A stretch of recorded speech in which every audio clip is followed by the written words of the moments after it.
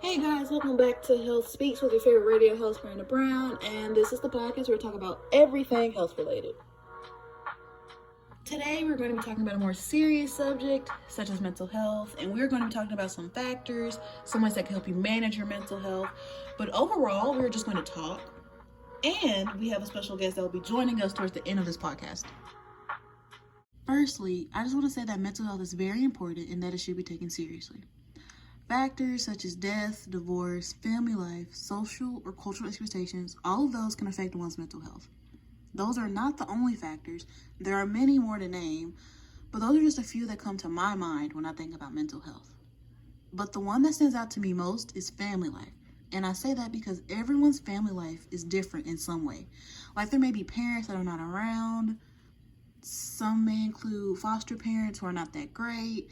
And there may be some foster parents out there that are amazing, but there can be a constant feeling of loneliness sometimes, or those who are raised very strictly, or parents that may not be involved at all. But I say that because family is important and a great bond to have, but for some, it is not that easy. For the remainder of this podcast, I feel I should just discuss family life and how it can play into one's mental health. Not saying that all factors are not that important to talk about, because they are. I am just narrowing it down to one factor. And I feel this particular factor is most relatable. If someone were to ask me, what is your definition of family? I would respond, family are those who are close to you and loves you regardless of the choices and mistakes that you make in your life.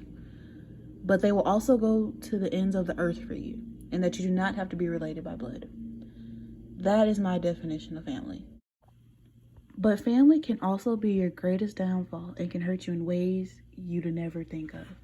And I am speaking from my personal experiences with my family. Emotional abuse, mental abuse, and verbal abuse is not what you expect from family, any type of abuse for that matter. The littlest comment that may be funny to them but hurtful to you can push you to that point. Them playing with your emotions can also push you to that point. But the thing is, you would push everything that they have ever did to you to the back of your mind because they're family. They're supposed to have your back. You think that they are not intentionally trying to hurt your feelings, when in some cases they are. The abuse can start at any age, but when you are so young and it happens so often to the point where you think it is okay, that is where you're starting to become numb to the feeling of pain and abuse. And that is heartbreaking, because when you get older, you start to realize that it is not okay and that it is affecting you and that it was abuse. I want to note that emotional abuse, mental abuse, and verbal abuse is not okay.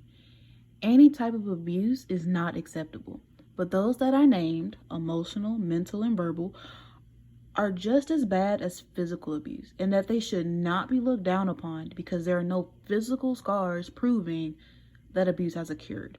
I feel I'm going to have to transition a lot sooner than I planned because I actually am getting a bit emotional talking about this subject. But all I'm saying is that family can have an effect on one's mental health. I can see why some may not agree with me, because when something happens to you, who's going to be there? Family. Family will be there for you no matter what. Family is the foundation of how you're going to be as a person.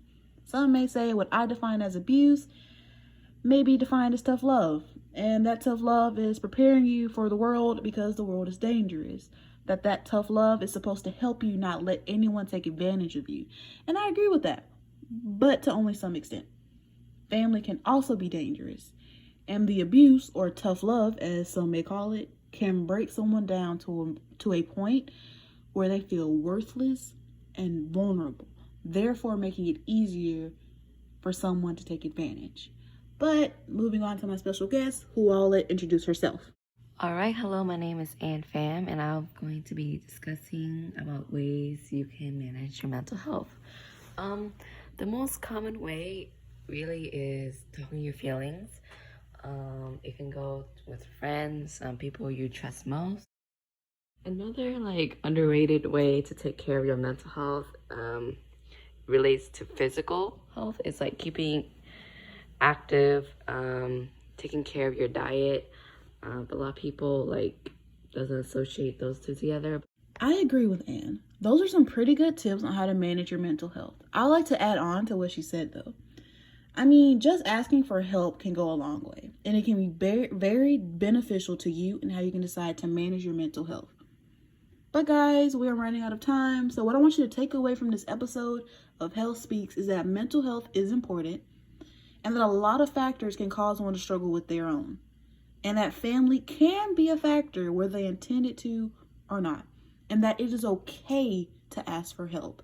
Do not struggle with your thoughts alone. And that is all for this week's episode of Health Speaks.